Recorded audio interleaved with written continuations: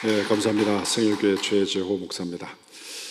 시간에 대한 압박을 많이 받아서 빨리 진행하도록 하겠습니다. 제목이 정재기 환경운동, 성경적 세계관에 기초한 환경운동 매뉴얼입니다. 이번 강의는 우리 총회 기후환경위기 대응 특별위원회에서 우리 총회 차원에서 이 환경운동에 대한 매뉴얼을 우리가 한번 전체 교인들에게 알리는 그런 시간을 가지자, 그렇게 해서 트랙 강의를 신청하고 또 허락을 받아서 이렇게 강의하게 되었습니다. 오늘 강의할 내용이 전체 4장으로 되어 있는데, 첫 번째는 환경운동의 시작과 목적, 환경운동의 시작과 목적, 이 부분은 환경운동의 기본 배경, 또 기초, 뿌리, 세계관, 그런 배경을 다루는 것이 1장이고, 2장은 환경운동 바로 알기, 오늘날 대중매체에서 계속 전파되고 있는 그 환경운동이 얼마만큼 사실에서 어긋나고 왜곡된 것인지 그 환경운동에 대한 실체를 바로 아는 부분입니다. 우리가 그래서 여기서 탄소 중립, 기후 종말론, 그 다음에 반인권적 탄소 중립을 강조하는 이유, 여기서 핵심은 지금 환경운동 그러면 전부 다 귀에 들린 게 탄소 중립, 이 탄소 중립이 얼마나 왜곡되고 잘못된 것인지를 여기서 이제 보여드리려고 합니다. 그 다음에 세 번째는 환경을 맡은 정직의 실천운동, 이 부분은 그러면은 현재 환경운동이 잘못됐다면은 그럼 대안이 뭐냐? 성경적인 대안이 뭐냐를 소개하는 부분이 제 3장 부분입니다. 그리고 4장은 결론적인 요약, 전체 내용을 여기서 요약 정리하는 이런 식으로 강의를 진행하겠습니다. 첫 번째, 환경운동의 시작과 목적. 그러니까 환경운동이라 그럴 때 이게 왜 어떤 이유에서 시작되었는지 그것을 우리가 분명히 알아야 됩니다. 그리고 환경운동의 다양한 형태, 환경운동이 어떤 형태들이 있는지 그것을 알아야 되고, 그 다음에 환경운동의 목표가 무엇인가, 무엇을 위해서 우리가 환경운동하는가, 목표가 분명히 해야 됩니다. 그리고 환경운동을 진행하는 실천 방향이 어떻게 돼야 되는지 그것을 다루겠습니다. 첫 번째, 환경운동의 시작. 환경운동은 위기의식에서 출발했습니다. 위기의식에서 출발한 윤리적 실천운동, 위기의식에서 출발한 윤리적 실천운동인데, 그러면 어떤 위기의식이냐? 환경 파괴가 인간의 생존을 위협한다는 위기의식. 그러니까 이렇게 가다 보면은 사람이 못 살겠다, 이런 위기의식에서 출발한 윤리 실천운동이 환경운동입니다. 그래서 20세기 중반에는 자연보호운동으로 시작됐습니다. 아마 저하고 나이 비슷한 또래 50대, 60대 되시는 분들은 자연보호운동, 아마 산림 녹화부터 해가지고 옛날에 학교 다닐 때 이게 달고 다니는 그런 기억들이 많이 있을 것입니다. 그때 환경운동은 자연보호운동으로 시작되었습니다. 21세기에 들어오면서 지구온난화가 세계 이슈가 되면서 지금은 모든 것이 지구온난화로 이렇게 전체 트렌드가 바뀌어가는, 이것이 지금 현재 환경운동입니다.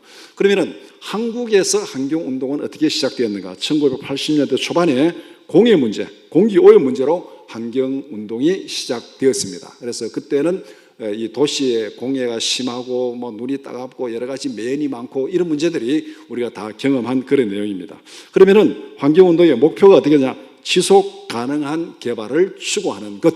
그러니까 이렇게 가다가는 인간이 살지 못하겠다, 생존에 대한 위기의식으로 출발했기 때문에, 그러면 어떻게 하면은 인간이 지속 가능한 이 성장 모델을 개발할 수 있는가? 이것이 환경운동이 추구하는 목표입니다. 그 다음에 두 번째는 환경운동의 다양한 형태. 여기는 지금 세계관이 문제가 있습니다. 환경운동에는 그 뿌리에 다 세계관의 뿌리를 가지고 있는, 영적인 뿌리를 가지고 있습니다. 첫 번째가 인간 중심주의, 이 4가지 형태를 제가 말씀드리겠는데, 여기서 인간의 위치가 어디에 있는지를 보시면 됩니다. 인간 중심주의는 그야말로 인간 우월주의, 인간이 자연의 평가자입니다. 인간이 자연을 다스리고 인간이 가치를 부여하고 인간이 자연을 활용하고 모든 것의 주인은 인간이다. 그래서 자연은 단순한 인간의 활용 대상, 그래서 인본주의, 인간 중심주의는 인간이 전체의 주인, 인본주의. 그 다음에 두 번째는 생명 중심주의. 그러니까 인본주의에 대한 반작용으로 일어난 첫 번째 단계가 생명 중심주의입니다. 그래서 생명체는 내재적인 가치를 가진다. 그리고 이게 생명 평등주의. 모든 생명은 가치에 있어서 평등하다. 이렇게 되면은 여기서 인간의 위치는 이제 앞에 인본주의에서 인간이 모든 것의 주인인데, 거기서 이제 딱 내려와가지고 모든 생명체하고 똑같은 위치로 내려오는 거예요. 인간은 지금 생명체 속에 들어가는 겁니다. 그래서 인간은 지구 생명 공동체 일원으로 존재한다. 그러니까 결코 우월한 존재가 아니다. 이 사상이 조금 더 발전하면은 다른 어떤 생태계 생존을 위해서 인간이 희생될 수도 있고 인간이 죽을 수도 있고, 인간이 더 우월한 게 아니고 더 가치 있는 게 아니니까, 똑같으니까 다른 생명체를 위해서 인간이 죽을 수도 있다. 이런 가치까지 이제 발전해 가는 것이 지금 생명 중심주의. 그래서 여기서 한 단계 더 나간 것이 지금 생태계 중심주의, 이코센트리즘, 이코디알라지, 이런 말을 아마 여러분들 많이 들어보셨을 것입니다. 그래서 생태계는 내재적 가치를 가진다. 여기 단계까지 오면은 이제 자연이 주인이 되는 거예요. 앞에 인본주의에서는 인간이 주인인데 이제는 여기 오면은 자연이 주인이 되는. 그래서 이것은 범신론적인 자연주의, 바이오센트리즘도 범신론적인 자연주의, 바이오센트리즘 생명 중심주의, 생태계 중심주의는 이게 자연주의입니다. 자연주의는 그 밑뿌리가 범신론입니다. 범신론에 자연이 주인이고 자연이 신이고, 그래서 자연이 가치를 부여한다. 그래서 인간은 그럼 어떻게 생태 공동체의 하나의 시민이다. 그래서 단순한 구성원, 자연이 가치를 부여하고 인간은 단순한 구성원에 지나지 않는다. 그러니까 인간이 이 생태계 안에서 결코 중요한 게 아닙니다. 그러니까 전체 생태계를 위해서라면 인간은 기꺼이 희생될 수 있는 존재, 이렇게 보는 거. 그래서 이게 지금 그 뿌리가 범신론. 이렇게 보면은 성경하고 범신론하고는 조화가 될 수가 없습니다. 성경하고 자연이 신인데 그런데 오늘날 대부분의 환경운동은 여기에서 진행됩니다. 신학적인 뿌리가 이 범신론에서 기초를 두고 있습니다. 교회에서는 교회 이름으로 환경운동하는 대부분의 환경운동도 지금 따지고 보면 다 여기에 있습니다. 우리가 언론 매체를 통해서 계속 보도되는 거기에 아무 생각 없이 따라가다 보니까 성경하고는 도저히 융합할 수 없는, 합할 수 없는 그런 신학적인 뿌리, 영적인 뿌리를 우리가 지금 모르고 그렇게 지금 따라가는, 이단이 똑같잖아요. 이단이 처음에 우리가 이단이가 아무도 몰라요. 막 그냥 똑같은, 나중에 가보면 이게 이단이에요. 지금 환경운동도 지금 그런 상황입니다. 그 다음에 네 번째, 하나님 중심주의. 자, 여기서 주인은 하나님입니다. 하나님이 창조의 주인이고 만물 창조의 주인이고 하나님이 모든 가치를 부여한다. 인본주의에서는 인간이 가치를 부여한다. 그 다음에 이코센트리즘에서는 자연이 가치를 부여한다. 하나님 중심주의에서는 하나님이 가치를 부여한다. 여기서 지금 분명하게 지금 세 개가 대비가 되고 있죠. 그러면 인간의 위치는 어디냐? 인간은 하나님의 청지기로 부름을 받고 하나님의 대리자이다.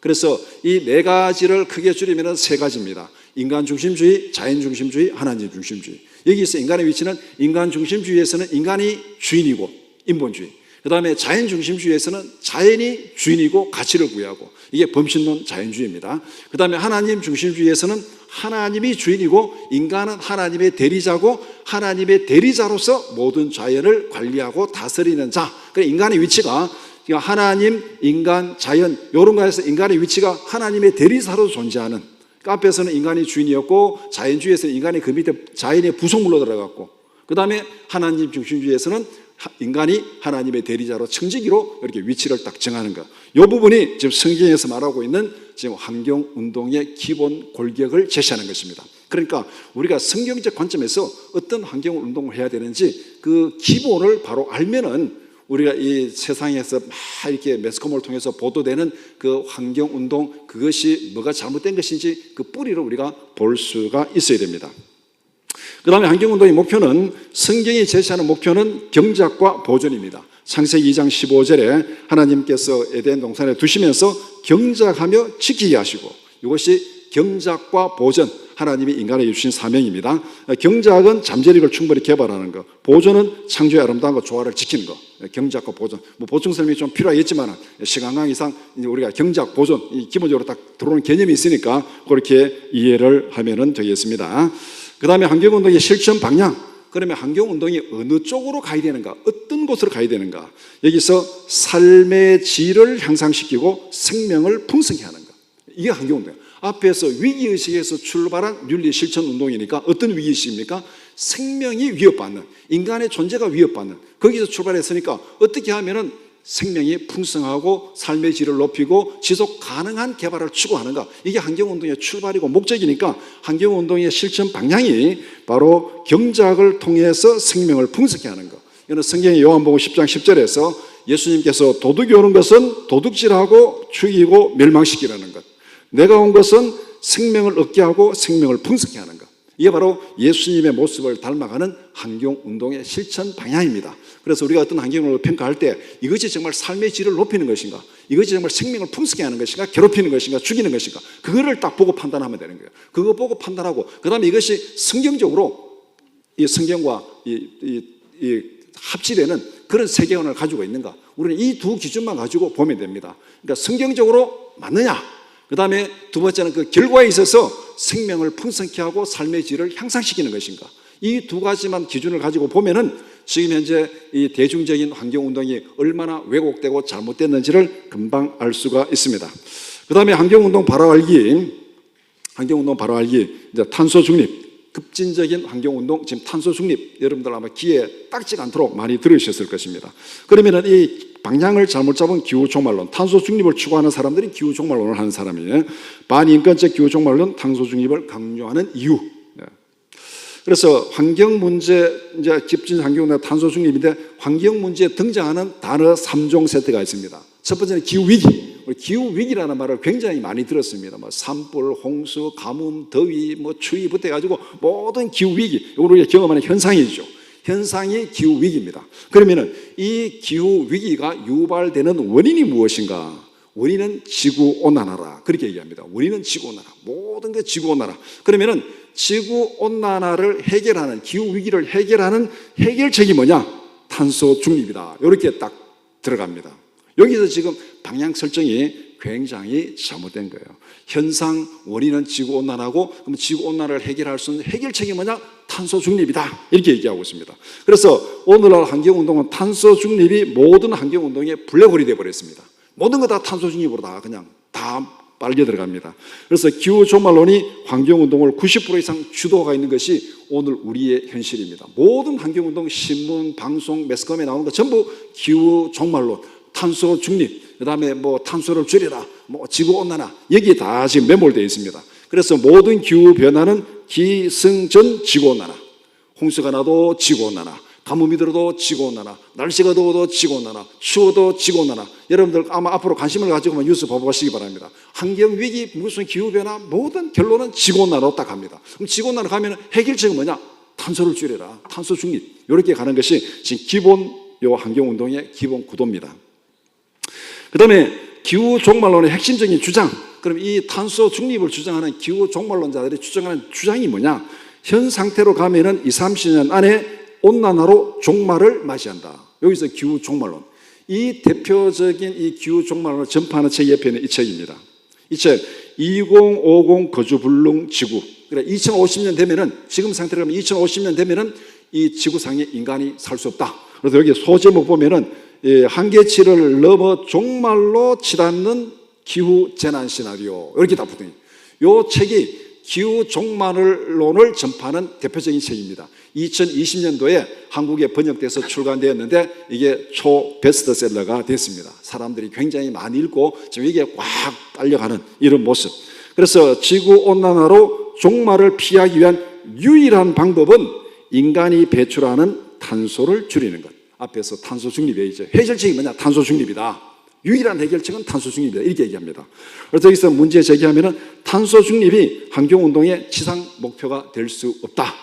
탄소 중립한다고 지금 우리가 경험하는 환경운동 위기가 극복되지 않습니다. 이 방향을 잘못 잡은 거예요. 극복되지 않습니다. 이게 문제라는 거예요. 그 다음에 그러면 탄소 중립을 하는데 어떻게 탄소 배출을 감축시키는가? 2050년까지 탄소 배출량 감축 목표를 세우는데 IPCC, 이게 기후변화에 관한 국가 간의 협의체, 그러니까 모든 기후운동, 환경운동 하면 IPCC가 하여튼 대명사처럼 감초처럼 등장하는 그런 기관입니다. 그래서 2050년까지 2010년 대비 탄소 배출량을 45% 감축해야 된다. 왜냐하면은 이 지구가 종말을 맞이 안 하고 이게 지금 살기 위해서는 45% 감축해야 된다. 이것이 IPCC에서 제시한 권고안입니다. 그러니까 모든 나라들이, 모든 환경단체가 이렇게 해야 된다고 막 몰아가고 있습니다. 그래서 2100년에는 온실가스 배출을 제로로 해가지고 탄소 중립을 실현한다. 이 탄소 중립이라는 것은 배출되는 탄소의 자연이 흡수하는 탄소를 빼면은 제로가 되는, 그러니까 수지가 딱 땡땡 되는 겁니다. 수익과 지출이 땡땡 되는 거, 탄소 배출하는 거, 탄소 흡수하는 거 땡 되면 여기 제로예요. 여기 탄소 중립입니다. 그래서 2100년까지 탄소 중립을 실현하기 위해서는 2050년까지 2010년 대비 45%를 감추게 된다. 그래서 문제제기는 탄소 중립 자체가 잘못되었다고 지금 말하는 거 아닙니다. 제가 탄소 중립 해도 되고 안 해도 되고, 그게 탄소 중립 한다고 잘못된 것도 아니고 안 한다고 잘못된 것도 아니고, 제가 지금 말씀드린 핵심은 탄소 중립 자체가 잘못된 것이 아니라 탄소 중립이 방향 설정이 잘못되었고 실천 방법이 잘못되었다는 거예요. 이 기후 위기를 극복하는 유일한 해결책이 탄소 중립이라고 딱 방향 설정을 하고 시작하는데 그게 잘못되었다는 것이고, 또 탄소를 감축하는 그 방법론이 잘못된 것이다. 그래서 제가 지금 이 얘기를 지금 하고자 하는 것입니다. 그러면은 탄소 중립을 실천하는 구체적인 방법이 뭐냐? 억제입니다. 억제. 하지 말라는 거예요. 인간 활동으로 인한 탄소 배출량을 줄이는 것이 하지 말라는 것입니다. 그래서 우리가 많이들은 뭐 탄소 배출, 어떤 교회 단체에서 환경운동하는 그 책자를 냈는데 2023년에 책자를 냈는데, 제가 총회 회의하러 가니까 총회 사무실 앞에 마구 쌓아놨더라고요. 그 한국교회 총연합회가지만 쌓아놨는데 그 책을 제가 하나 가져왔어요. 표지가 뭐냐면은 기후 위기 극복을 위한 탄소 중립 나부터 먼저, 이렇게 다 붙어 있어요. 기후 위기 극복을 위한 탄소 중립 나부터 실천. 말은 맞는 것 같은데 그게 잘못됐다는 겁니다. 교회에 사는 게 그게 지금 잘못된 거예요. 그래서 거기에 내용이 뭐냐면은 전기 사용 억제하고 대중교통 이용하고 자전거 타고 다니고 육식 안 하고 뭐 그냥 플러그 꽂고 등등등등등 하지 말라는 게, 전기 안 쓰고 그 다음에 뭐 안 하고 해가지고 탄소, 인간이 배출하는 탄소를 배출 안 하려고 그러면 안 해야 되는 것이죠. 억제를 방향으로 목표로 실천 방법을 해가지고 시행하는데 이거는 정말 잘못됐다는 거죠. 그러면은 석유, 석탄, 천연가스, 원자력 에너지 사용하지 않고 오직 신재생, 태양광, 풍력, 수력을 사용한다. 이게 이 기후 종말론 탄소 중립 정책에서 말하는 내용입니다. 그런데 이거는 벌써 우크라이나 전쟁 이후에 유럽에서도 다 포기되어 있습니다. 유럽에서 탈원전, 신재생 이렇게 갔다가 우크라이나 전쟁 딱 터지면서부터 뭐 이 에너지 차단되고 천연가스 차단되고 전력 수요가 많아지고 이게 다 지금 유럽에서 포기하고, 최근에 이 포르투갈, 스페인 대정전 사건이 일어난 거죠. 이게 신재생 에너지 너무 의존해가지고 거기서 발생한 문제입니다. 이게 지금 앞으로 이렇게 가면은 이 지구상에 오히려 지향을 막고자 하는 운동이 지향을 초래하는 그런 결과를 맞이하는 그 모습을 우리가 지금 보고 있는 거예요. 그래서 유럽에서는 탈원전 다 포기했습니다.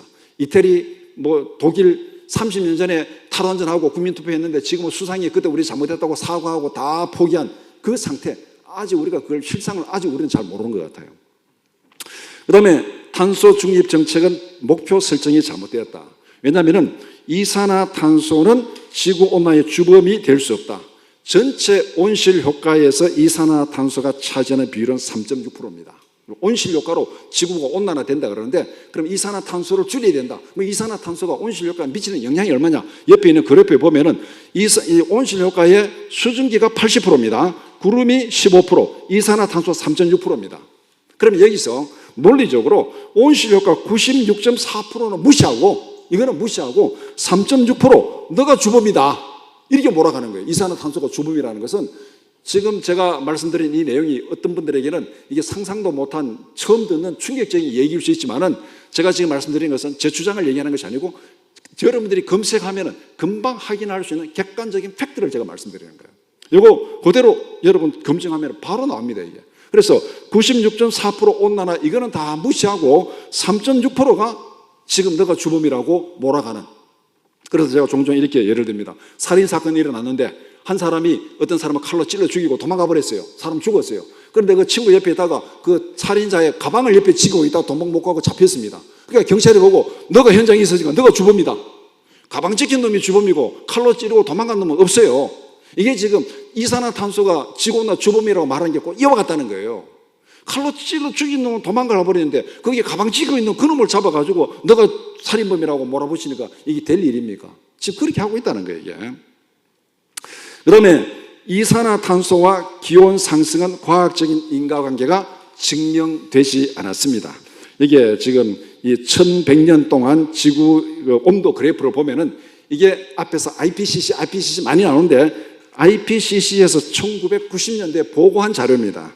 1100년에 중세 지구 이 온난기가 있었습니다. 중세 기온이 쭉 올라갔어요. 이때는 인간이 배출한 탄소하고 아무런 관계 없습니다. 탄소가 많이 배출해서 온도 올라간 거 아니에요. 이때는 이 지구상 인구도 5억 이하였습니다. 5억 이하.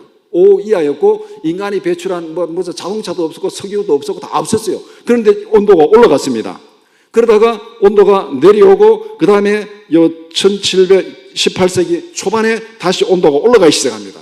이렇게 보면은 지구의 온도는 1100년 주기로 자연적으로 올라갔다가 내려왔다 주기를 타고 있습니다. 그러면 지금 우리가 사는 이 시대는 지구의 온도가 자연적으로 올라가는 국면입니다. 이산화탄소 관계없이 올라가는 국면이고 이 지구 온도 상승은 이미 18세기 초반에 시작되었습니다. 18세기 초반에 이산화탄소 배출은 2차 대대전 이후에 급격하게 증가했는데 그 이전에 18세기 초반에 온도가 올라가기 시작했습니다. 그래서 이 등등등의 내용들 다 이 과학적인 설명은 지금 지구온난화 탄소 중립을 얘기하는 사람들하고 전혀 일치하지 않는다. 그러니까 이산화탄소 배출하고 지구온도 상승하고는 연관관계가 없다. 이 그래프가 이거는 내가 제시한 것도 아니고 IPCC에서 제시한 그래프입니다. 그 다음에 최근에 와서 이산화탄소 배출이 급격하게 증가된 것이 여기 바로 2차 세계대전. 2차 세계대전 이후에 이산화탄소 급격하게 증가되었습니다. 그러면은 이산화탄소가 많아지면 지구온도가 올라간다 그러면은 지구의 온도도 이렇게 급격하게 올라가야 됩니다. 그런데 온도가 어떻게 됐냐?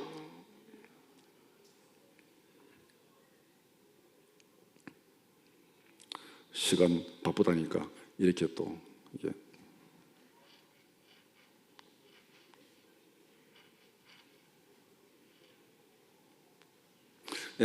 여기 2차 대전 이후에 온도가 급격하게 올라갔잖아요. 그 탄소 배출량이. 그러면 기온도 그렇게 올라가야 되는데 이 지금 요 옆에 있는 그래프가 지구 기온 변화 그래프입니다. 2차 세계대전 이후에 기후 위성이 측정한 온도 변화. 지금 현재 온도를 측정하는 지구의 온도를 측정하는 제일 정확한 수단이 기후 위성입니다. 기후 위성으로 온도를 측정한 결과 이게 1945년부터 1976년까지 오히려 온도가 내려갔습니다.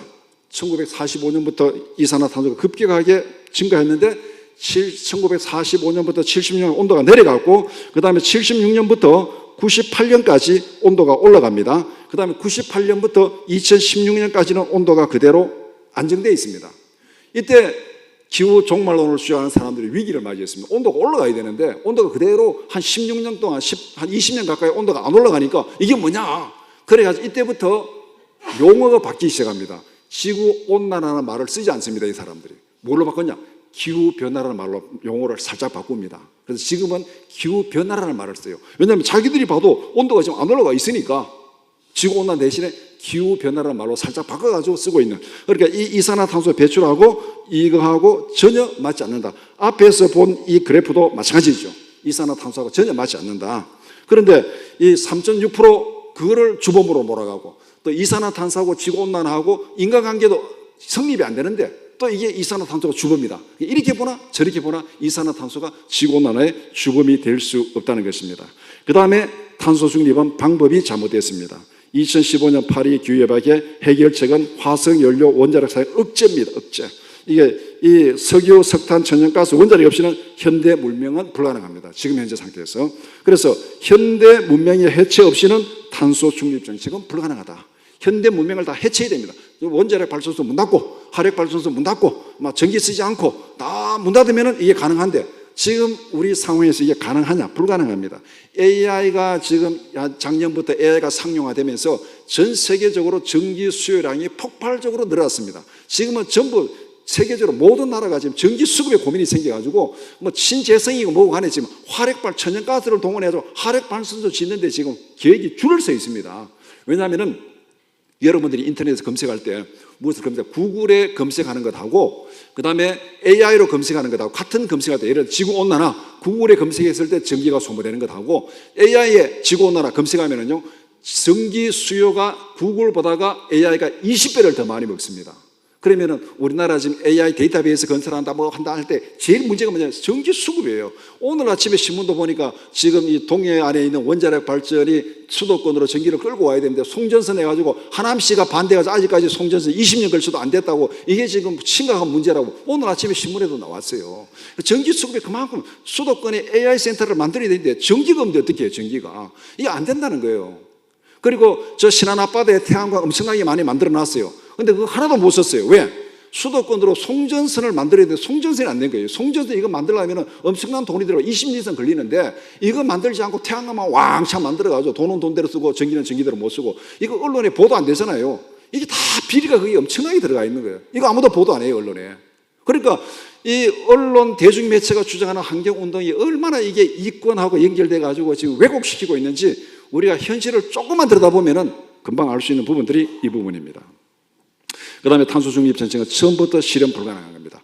파리 규약에 전혀 실행되지 않고, 이 세계 어느 나라도 이 IPCC에서 권고하는 이 감축안을 실행한 나라가 한 번도 없습니다. 지금까지 한 번도 없어요. 지금도 실행하잖아요. 모든 나라가 지금 탄소 중립이 오히려 다 증가하고 있습니다. 탄소 배출이.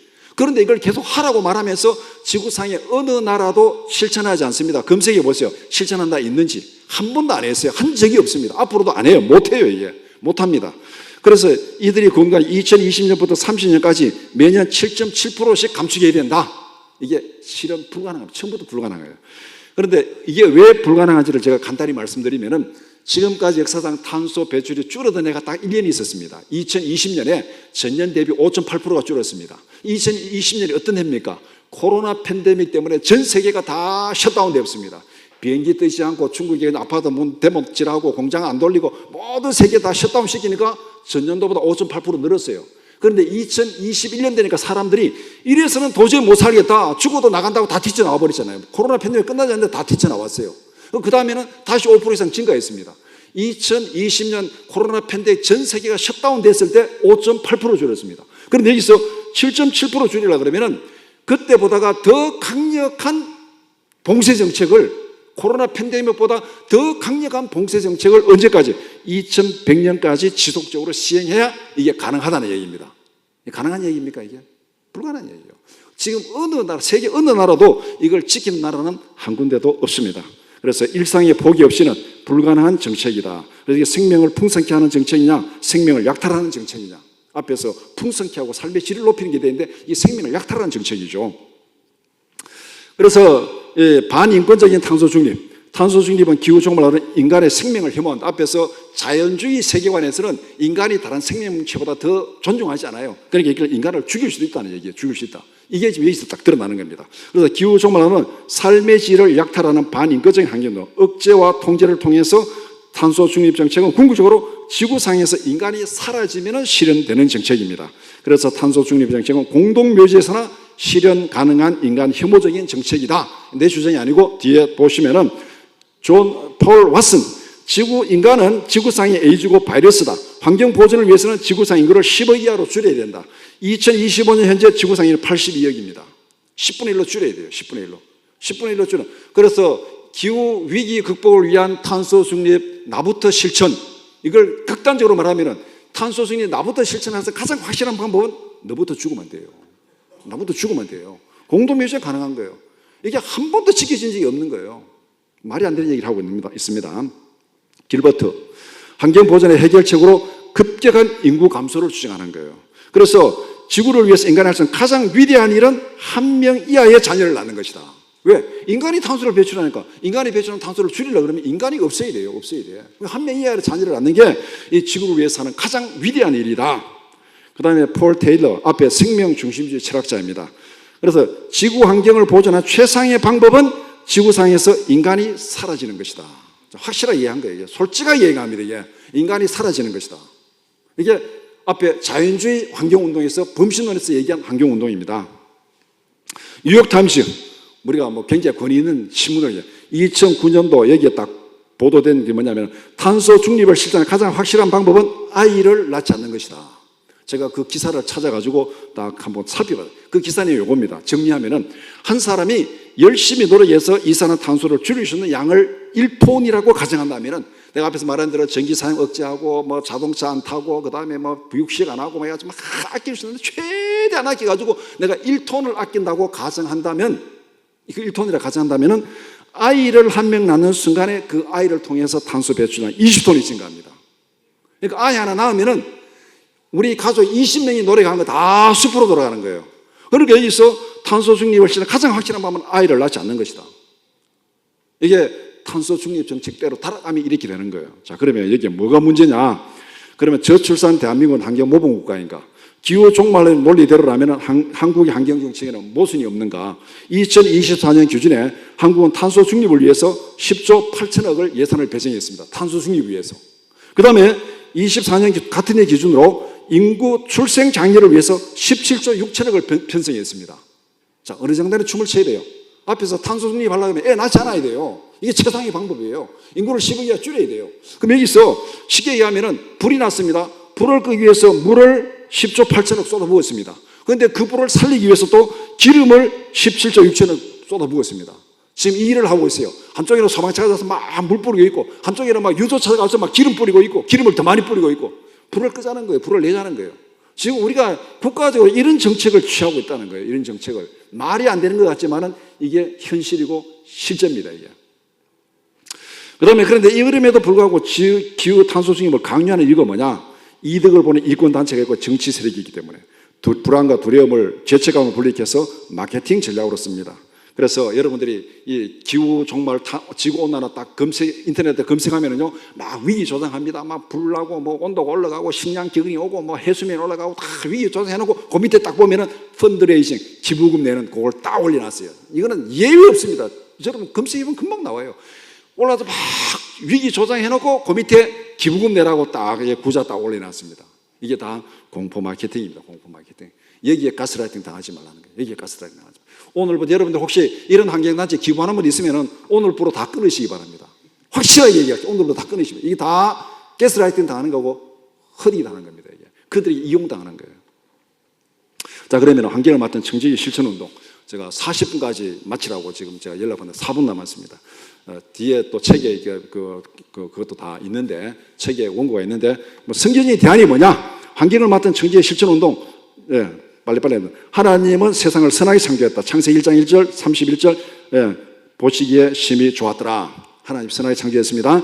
그 다음에 창조 세계는 타락했습니다. 인간의 범죄로 3장 6절 묵은지라. 3장 17절 땅은 너로 말미암아 저주를 받고, 인간의 범죄함으로 땅이 저주를 받았어요. 그 다음에 청지기적 사명. 하나님은 인간을 부르시고 경작과 보존의 사명을 주셨습니다. 창세기 1장 28절 땅에 움직이는 모든 생물을 다스리라. 2장 15절 경작하고 지키게 하라. 그 다음에 타락 이후에는 경작과 보존을 위한 노력이 훨씬 더 많이 필요해졌습니다. 그런데 3장 18절 19절에 얼굴에 땀을 흘려야 먹을 것을 먹으리니, 열심히 노력하고 수고해야 이제 먹을 거 먹는 거. 그래서 경작을 위한 수고가 타락 이전보다가 훨씬 더 많이 필요하게 되다는 겁니다. 그래서 타락했기 때문에 경작, 기술 혁신과 환경 보존을 위한 연구 결과는 훨씬 더 절실하게 요구된다. 그러기 위해서는 구체적인 실천 행동이 뭐냐? 창조자 하나님을 경외하라. 환경운동에 무슨 창조자 하나님을 경외하라가 나오냐? 이렇게 질문할지 모르지만은 이거는 10계명의 1계명, 2계명, 10계명 딱 하면서 1계명, 2계명이 뭡니까? 하나님만 경외하라. 왜 이렇게 되냐면은 앞에서 그 환경운동의 네 가지 모델을 제시하면서 인간의 위치가 어디냐라고 분명히 알아야 되는 거죠. 그래서 하나님이 창조의 주인이고 모든 소유권은 하나님께 있습니다. 이 우주 만물 모든 소유권은 하나님에 있습니다. 하나님이 그것을 관리하기 때문에 하나님을 경외하는 것으로 시작해야 돼요. 창조 세계는 하나님께서 인간에게 맡기신 삶의 터전이고 사역의 현장입니다. 이 창조 세계는 우리에게 맡기신 삶의 터전이고 사역의 현장. 인간은 뭐냐? 이것을 맡아서 관리하는 하나님의 청직입니다. 그래서 하나님을 경외하는 마음으로 창조 세계를 깨끗하게 관리해야 된다. 이것이 성경에서 말하는 환경의 기본 세계관의 구도입니다. 이게 없으면은 그거는 인본주의, 인간의 주인이 되는, 아니면은 범신론으로 빠지는 자연주의로 빠지게 되어 있습니다. 그러니까 제일 첫 번째 하나님의 창조 주인, 하나님의 소유권, 우리의 청지기 사명, 이것을 바로 기억하고 하나님을 경외하라. 이것이 첫 번째가 되어야 된다는 거예요. 두 번째, 경작하라. 경작의 의미는 잠재력을 충분히 드러내는 거. 경작의 이유는 양식을 나눠주기 위해서, 쉽게 말하면 먹고 살기 위해서 하는 거예요. 경작의 목적은 생명을 살리고 풍성하게 하기 위해서, 먹고 살기 위해서. 경작이 절실한 필요한 이유는 뭐냐? 건강상도 식균이다. 인간은 자기 배가 불러야 환경을 돌아봅니다. 우리 옛날에 못 살 때 산에 나무 아무것도 없어요. 다 나무 베다가 막 불 떼고 그다음에 뭐 나무 껍질 벗겨 먹고 풀뿌리 뽑아먹고 이럴 때는 산에 나무가 다 없었어요. 인간이 굶주리면은 환경이 뭐 없습니다. 지금 북한 보면 딱 알잖아요. 북한 보면 산에 숲 없어요. 여러분들 뭐 북한 못 들어 중국 가서 이 압록강변에 제가 건너 보니까요. 북한 산이 옛날에 1970년대 한국 산하고 똑같아요. 사람이 못 사면 환경이 뭐 없습니다. 그런데 국민 소득이 3,500불 되면은 사람들이 환경에 대해서 생각하기 시작합니다. 3,500불 되면은. 요 시점이 우리나라 1980년 환경운동이 시작할 때 그때 국민소득이 대략 한 3,000불 내외였습니다. 그 다음에 국민소득이 35,000불이 되면은 파괴된 환경을 보존시킵니다. 다시 복원시켜요. 지금 우리가 지금 한 35,000불 되니까 환경이 복원되는 거예요, 지금. 이거는 우리나라 역사뿐만 아니고 세계 모든 나라 역사가 다 그렇게 진행되고 있습니다. 그래서 우리 배가 고프면은 환경이 뭐 없어요. 지금은 우리나라 가면은 막 정원도 잘 갖고 다 하지 먹고 살만하니까 그런 거예요. 세 번째, 환경을 창조를 보존하라. 경작 질서를 맞게 생태계 생물 다양성을 보존하고 하나님 창조 질서를 안전하게 보존한다. 미래 세대를 위해서 자원을 절약하고 쓰레기 놔두는 겨울 바다를 만들지 말라. 우리 세대가 막 먹고 쓰레기 버리고 하면 다음 세대 오면 엉망진창, 겨울 바다 오면 기분 나쁘잖아요. 그렇게 만들지 말라는 거예요. 그 다음에 부작용을 최소화하라. 경작의 부작용. 모든 것은 경작의 부작용 때문에 생기는 겁니다. 자원을 절약하고 쓰레기 배출량을 줄이라. 그 다음에 쓰레기를 안전하게 관리하고 처리된다. 경작의 부작용을 최소화하는 개발 방식, 환경 영향 평가. 그 다음에 에너지 전환을 위한 연구 개발비를 투자한다. 탄소 중립을 하기 위해서는 하지 말라가 아니라 에너지 전환이 일어나야 됩니다. 탄소를 배출하는 에너지에서 탄소 배출하지 않는 에너지. 그래서 오늘 의사에 말하는 게 카본 프리 에너지, CF 에너지라는 말을 많이 씁니다. 원자력, 그다음에 그 수소 에너지. 그래서 이 원자력 에너지도 지금은 핵 분열 에너지를 쓰는데 핵융합 에너지를 가면은 여기에서 탄소 환경물 전혀 안 나오는 거예요. 그러니까 이 핵융합 에너지, 수소 에너지로 기술을 개발시켜 가지고 에너지가 전환되면 탄소 중립은 저절로 되는 거예요. 에너지 전환으로 되는 것이 하지 말라 해가지고 안 된다. 앞에 목표 설정이 잘못됐다는 게 바로 그겁니다. 하지 말라 해가지고는 절대 될 리가 없습니다. 그 다음에 훼손된 생태계를 창조적으로 복원해야 된다. 도시의 공기 정화. 1970년대는 참 눈이 따가워가지고 막 이게 도시에 매연이 많았잖아요. 그래서 1980년대 매연으로 한국 환경운동이 시작됐습니다. 매연이 많았는데 그때는 다 미국에서 중고 자동차가 가지고 왔었잖아요. 근데 지금 어떻습니까? 자동차가 그때에 비하면 20배 많아졌어요. 근데 도시에 매연이 문제가 없습니다. 그다음 엔진이 그만큼 좋아졌고, 그다음 매연 저감 장치 다 부착하잖아요. 매연 딱 나오면 자동차 폐차시키잖아요. 그렇게 하니까 지금 공기연구가 다 정화가 된 겁니다. 그다음에 상암 생태계 금호강 수질 요를 제가 뒤에 여기 한번, 이게 지금 1978년부터 1993년까지 15년 동안 서울의 쓰레기를 여기 다 난지도 쓰레기장 매립을 시켰습니다. 근데 이 난지도가 2022년에 한일 월드컵을 개최하는 계기를 해가지고 이렇게 생태공원으로 상암 월드컵 경기장하고 생태공원으로 복원시켰습니다. 이것이 이렇게 복원된 거예요. 살만하게 파괴된 환경을 복원시킨 겁니다. 그 다음에 또 대표적인 것이 금호강, 죽음의 금호강에서 생명의 금호강으로. 금호강은 낙동강 지류 중에서 대구 시내를 관통하는 것이 금호강입니다. 이 금호강 수질 개선은 환경운동의 대표적인 성공 사례, 세계적인 대표적인 성공 사례입니다. 1988년 금호강 하류의 모습. 이때 BOD 농도가 191 ppm이었습니다. 191 ppm. 이것이 얼마나 경악스러운 농도냐면은 5급수면 공업 용수로도 제대로 쓰지 못하는 5급수가 BOD 농도가 8 내지 10 ppm입니다. 그리고 세계적으로 제일 더러운 강, 악명 높은 겐지스 강이 50 ppm이에요. 거기에 비하면 191 ppm. 이거는 그야말로 독극물이에요, 독극물. 왜냐하면 한국의 산업개발이 섬유산업부터 시작됐잖아요. 대구의 섬유산업, 그 다음에 염색공단 들어오면서 염색공단의 폐수가 바로 금호강으로 다 흘러가니까 1980년 이렇게 된 거예요. 그때 2000년대부터 대구시가 이 금호강 수질 개선을 위해서 계속 노력했는데 4조 8천억 정도 돈을 투입했습니다. 그래서 2014년도에 지금 이 대구의 이 BOD 농도가 3.6으로 개선됐습니다. 3.6 ppm으로.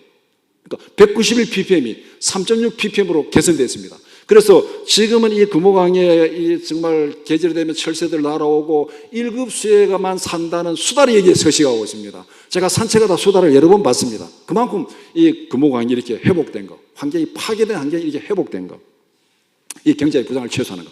그 다음에 가르쳐 지키게 하라. 숲을 보고 나무를 봐야 된다. 앞에 말한 세계관을 보고 전체 그를 보고 환경 지금 올해 덥다고 내년에 덥다고 지구가 온난했다 그렇게 보면 무식함을 드러내는 거. 기후는 1100년 주기로 올라갔다 내려갔다 하고 있어요. 크게 보고 봐야 되죠. 올해 덥다고 작년에 정말 웃기는 일이 벌어졌는데 뭐 2월달 3월달에 좀 이렇게 날씨가 더우니까 올해는 벚꽃 피는 시기가 빨라질 거다고 벚꽃 축제가 다 일주일씩 당겼어요. 작년에 다 당겼는데 꽃샘추위 직전에 날씨가 추워져 버리니까 벚꽃이 다 일주일 늦어 원래대로 제때 피었어요. 그러니까 작년에는 여러분들 다 기억하실 거예요. 지역마다 벚꽃 축제가 전부 다 벚꽃 없는 벚꽃 축제였습니다.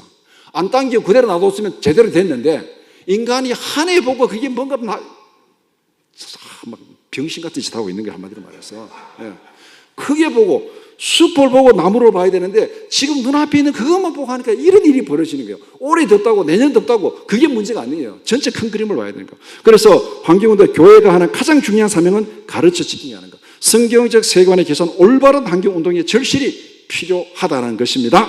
그래서 이제 딱 마치려고 하는데 실천적 요약. 환경운동의 추구하는 목표가 뭐냐? 타락한 세상을 하나님 보시기에 좋은 세상으로 만들어가는 것, 하나님의 경외함으로 생명을 살리고 삶을 풍성케 하기 위해서 자연환경보다 안전하고 깨끗하게 경작하고 보존하는 것. 그 다음에 구체적인 방법, 앞에서 5가지 얘기했죠. 예배, 경작, 보존, 관리, 교육. 왜 예배가 되는가? 첫 단추가 바로 깨져야 인본주의 범신들이 안 빠진다는 거예요. 이게 5가지. 그래서 교회가 해야 될 구체적이고 시급한 행동. 첫 번째는 실천 불가능한 거짓된 환경운동의 실체를 바로 알려야 된다. 탄소 중립, 실천 불가능하고 그거는 해도 안 되고 방향이 잘못된 거고 그거는 거짓, 왜곡, 선동입니다. 이거 바로 알려야 돼요. 이게 내가 하는 말에 틀린 말인지 거짓말인지 여러분 검색해 보면은 탄소 중립이 진짜 뭔지 과학적인 객관적인 증거를 찾아보면 얼마든지 인터넷에 있습니다. 이걸 안 찾아보고 그냥 막 다른 사람 얘기하는데 들으니까 일이 들어가는 거예요. 그 다음에 두 번째는 성경적 세원에 기초한 올바른 환경운동을 가르쳐 지키게 해야 됩니다. 이 2가지가 교회가 해야 될 시급한 환경운동. 하나는 잘못된 걸 바로 알리고 두 번째는 성경적인 대안이 뭔지를 바로 가르치는 것. 이거 교회가 해야 되는 거. 여기까지 마치겠습니다.